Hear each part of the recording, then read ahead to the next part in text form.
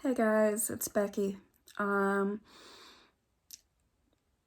as always, check the description for triggers, things like that, and disclaimers. I, to be honest, don't really know what I'm going to talk about today, okay? I guess right now I felt like I just needed to talk to someone. I feel really lonely, and I think that's sad because I have so many people in my life who love me, and it's not like I don't see people I love. Like, yes, COVID makes it hard because, people are really cautious, and I completely understand that. But for the most part, my friends are lovely. Like, we're careful, all right? And I went to see a friend today. Like, we had a good time. But it's like this weird loneliness. Like, that, like, one person cannot fill the hole. And no matter what I do, it's still there. And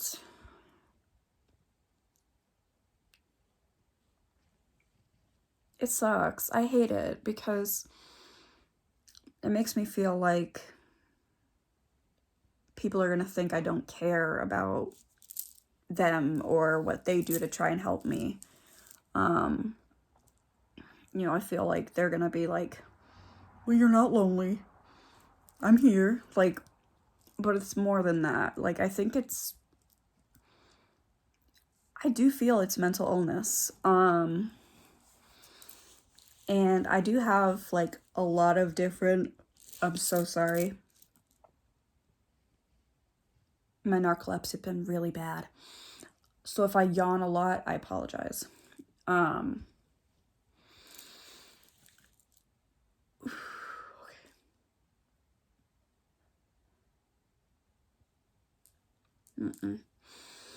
Sorry about that. I don't know. Recently, it's just been sucky. And like, not overall. All right. Like, mood wise, I'm okay. Like, I do have my days.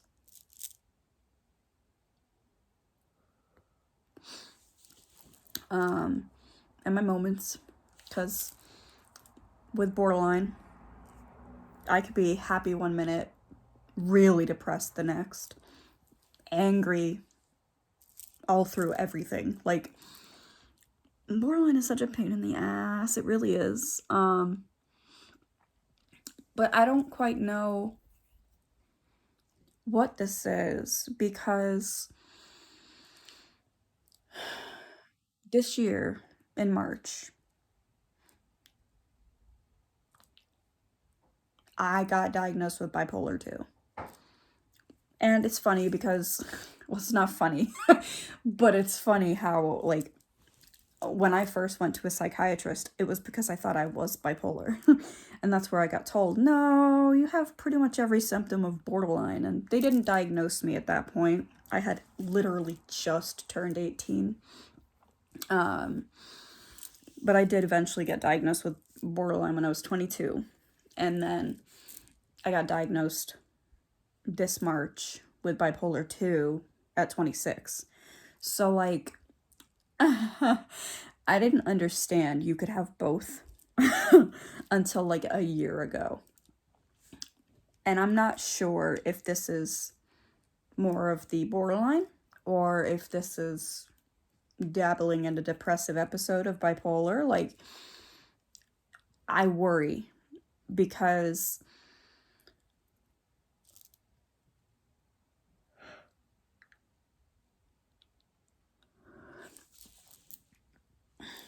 when I first got diagnosed with bipolar, I was like, fuck that. I was like, no, I'm just borderline. That's the only thing wrong with me. That is not the only thing wrong with me. I have a lot wrong with me.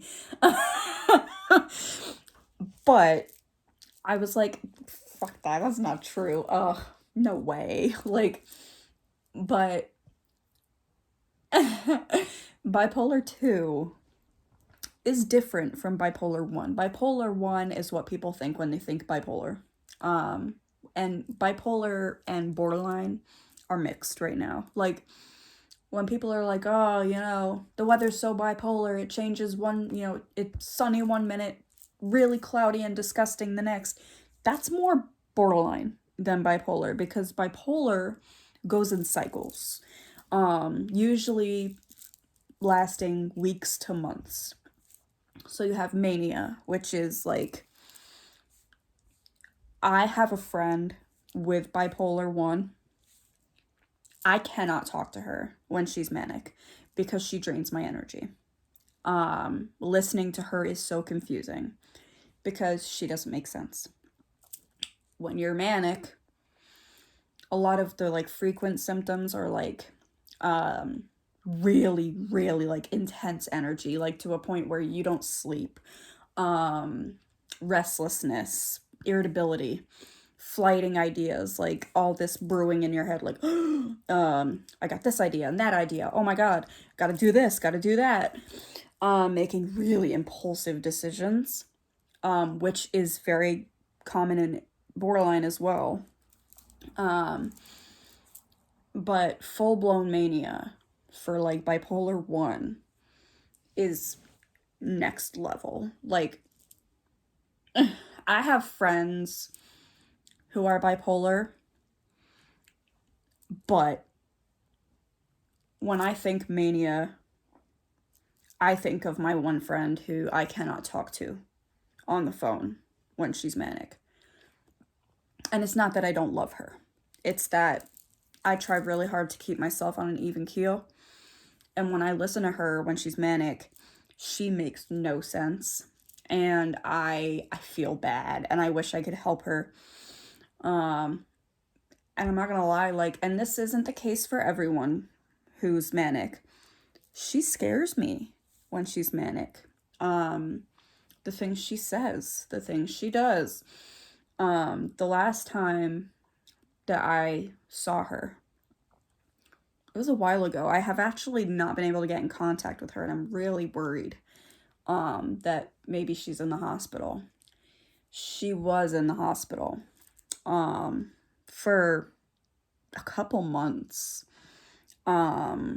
because she was manic. And mania, and I'm not manic. All right, I'm bipolar 2, so I don't get mania like that. Mania is one high. Like, it's the high of the spectrum of bipolar. The thing that makes bipolar so dangerous, all mental illness is dangerous, but bipolar especially, is when a person goes from manic to depressive, it is usually very fast. Like, rock bottom, all of a sudden. In that window of time, people, I mean, if I was really high and I felt invincible and I, did all these impulsive things because I was manic and I felt like I have to do these things, oh my god, I gotta do this, gotta do that. Like, my mind was not, processing normally. And then I come back and I'm really depressed and I'm like, oh my god, I feel like awful. I don't want to get out of bed, and I realize I did all these things. I would be suicidal too. Like, it's scary. And I get like that, but not like the manic that I was just talking about. But bipolar 2 is,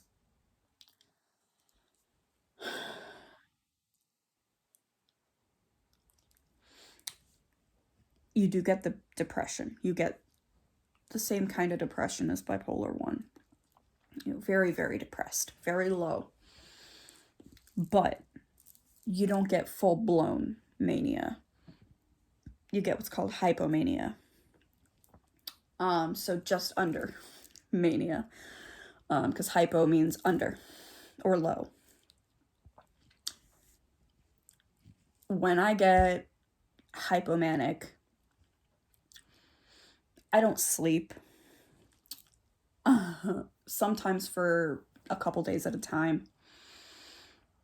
I have so much energy, and usually that energy ties into other mental illnesses I have, like OCD. I've never been diagnosed with OCD, but I have every symptom.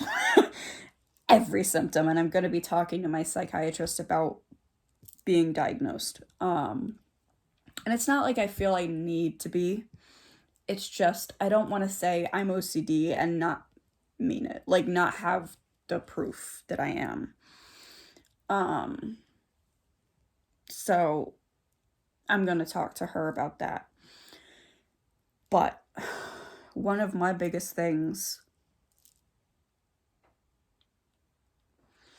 with my possible OCD is I am terrified of germs. It's very particular too. Like, some germs I'm okay with, okay? The idea of like touching someone's plate after they've just had food on it, like rinsing it, cleaning it with my hands, or meat. I cannot stand meat. No. I'm so sorry. I apologize.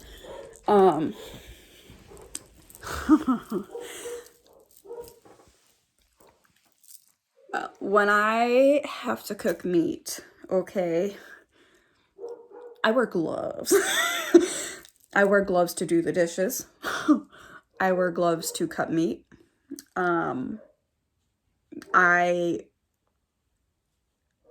It's terrible. I get so obsessed with cleanliness when it comes to things like that. But like when I'm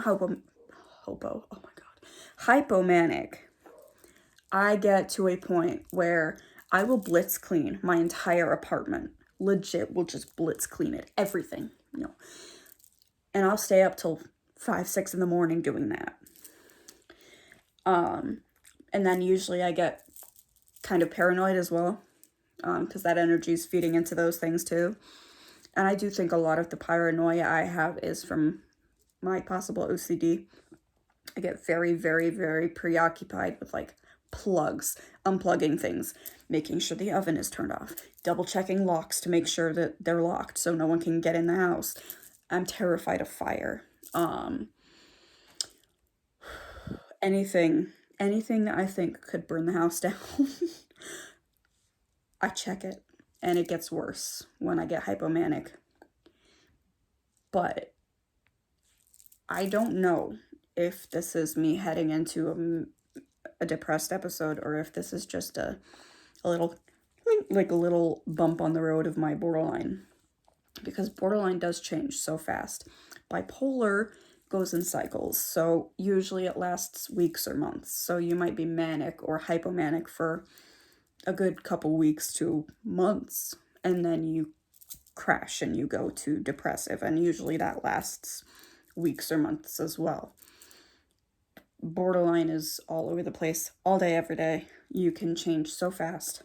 So I don't know what it is, and I feel like I have a lot of energy right now, which is hilarious because this morning I didn't at all. But I felt like I just needed to like verbally like diarrhea of the mouth to something, to you guys. So yeah, that's what I did. But I don't know because I do feel lonely, and I don't know why.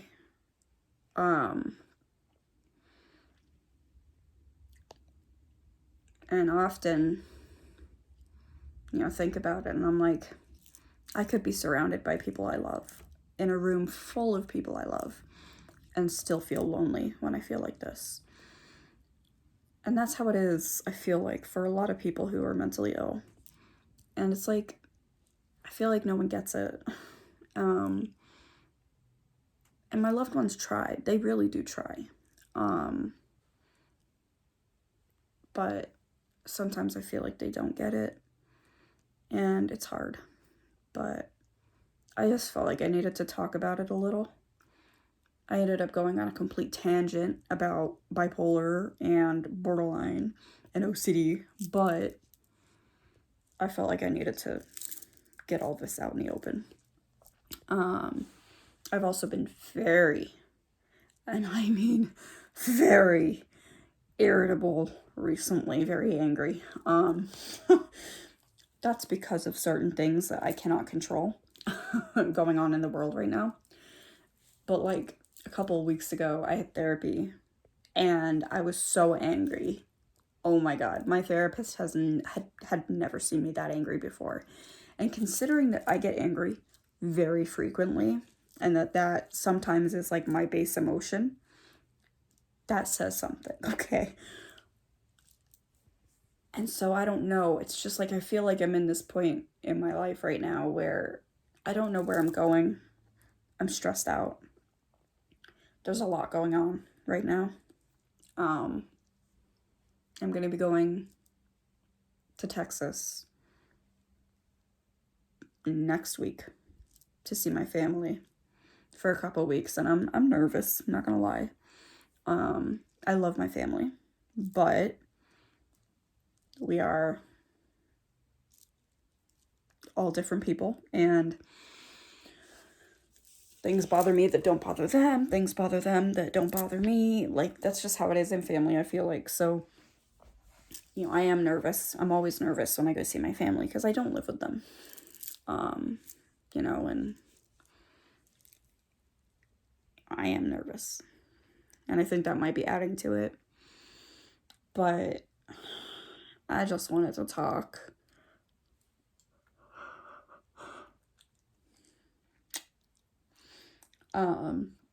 When I'm in Texas, I'm planning on filming a lot, because my mom works pretty much every weekday.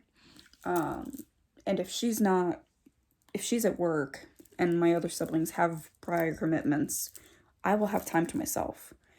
And I actually kind of want to make a couple videos with my sister because she does have borderline as well. She also has other mental disorders as well. And I feel like that would be a really cool thing to do, is talk to her about things and, you know, go over our experience of things. And I feel like that would be really cool. So, you know, I definitely want to film when I'm in Texas.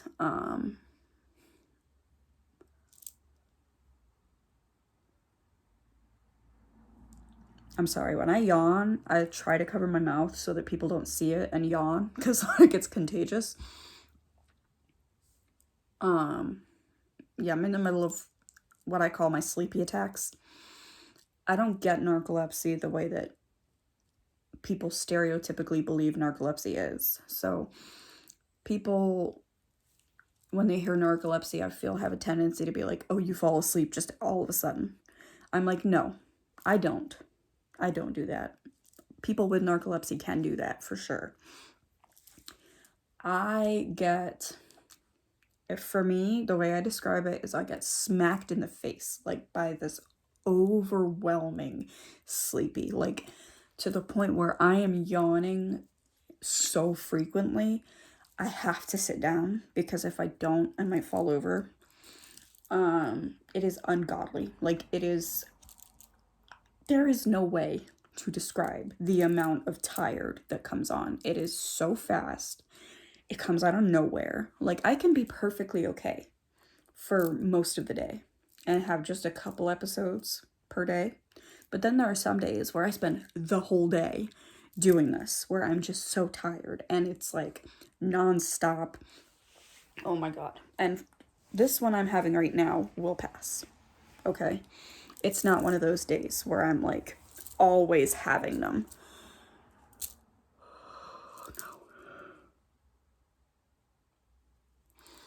they pass for the most part for me.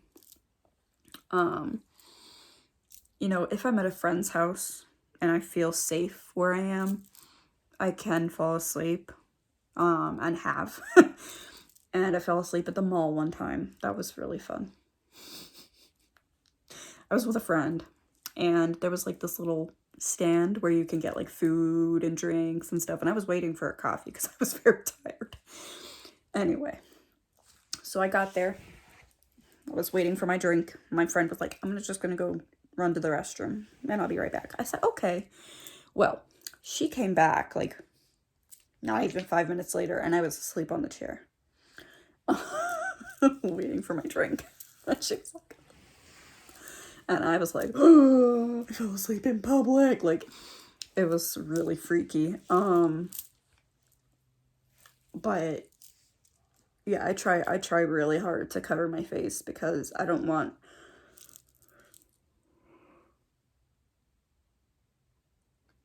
other people to see it and then yawn and be like, Rebecca, you made me tired. I always feel bad because my friends, like, I don't always notice it, but sometimes my friends will yawn after I yawn, and when I have one of these attacks, I yawn so much, and sometimes it's worse than it is right now. But yeah, I just need to write it out, like, and this is on medication, okay? I was at work the other night and I forgot to take my medication before I went, and I was shocked that I forgot.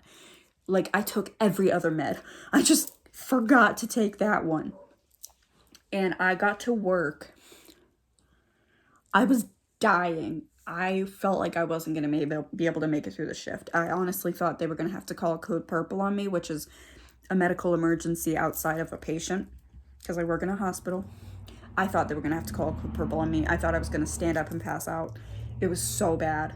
But luckily, I live with a coworker, and he brought my med in for me, and I was like, oh, you're a freaking lifesaver. Like, I was so tired, ungodly tired. Like, no.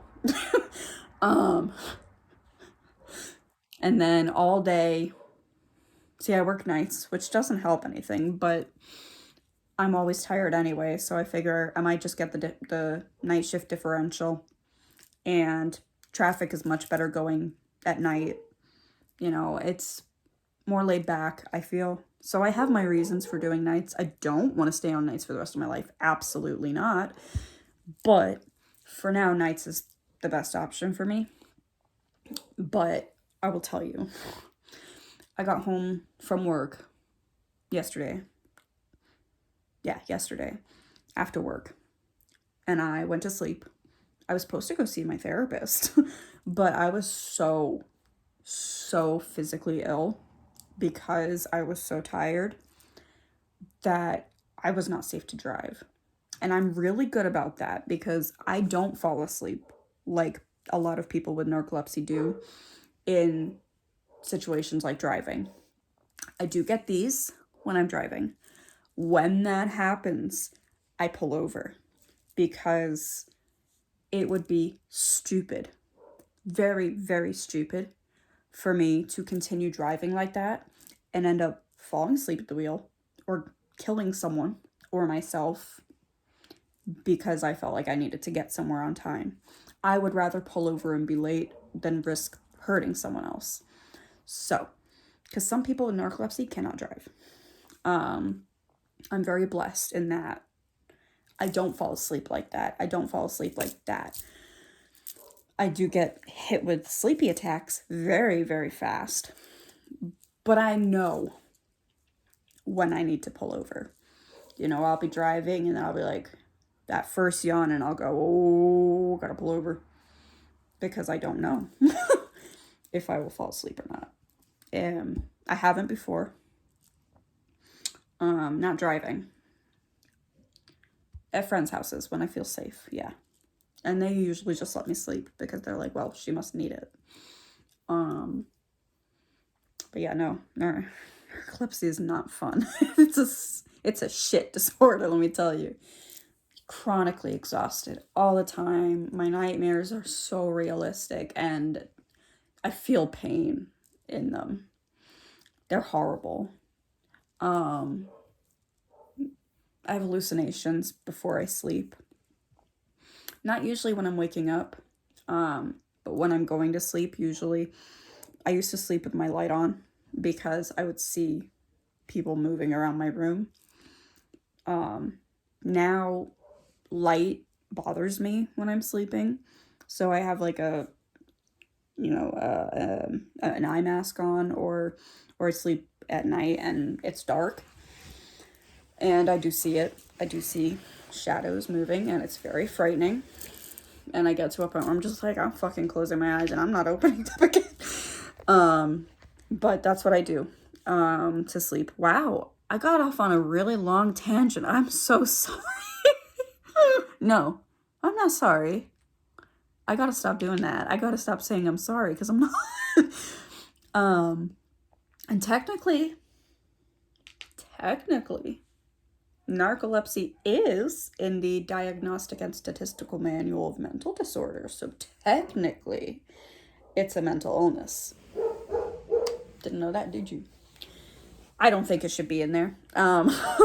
It's definitely not a mental illness. It's, to me, definitely more than just that. And a lot of factors go into narcolepsy and how you develop it. And there's no one in my family with a history of narcolepsy. I believe I am the first. I'm the first of a lot of things.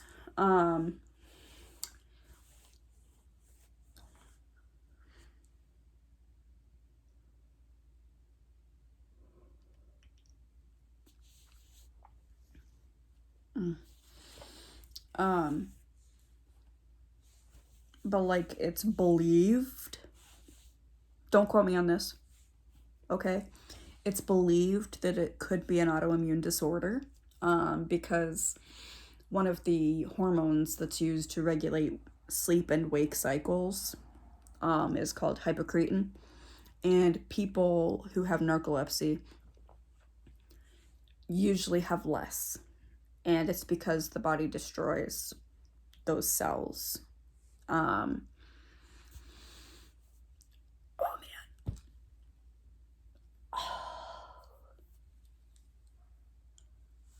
And these episodes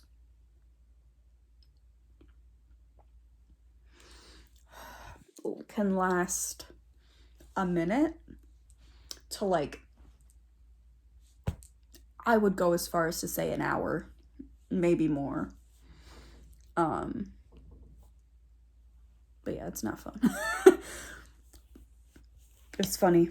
I went to my sleep doctor, and I go see him again on Monday, and we're talking, and he was like, sometimes I wish you were a little less complicated. And then I was like, me too. And he goes, but then you wouldn't be as interesting. I was like, amen to that. Okay, guys, I feel a little better. So I'm gonna go. I do have a couple videos I want to film that I have like written out lists for. So I'm gonna film those. Okay. Take care of yourselves.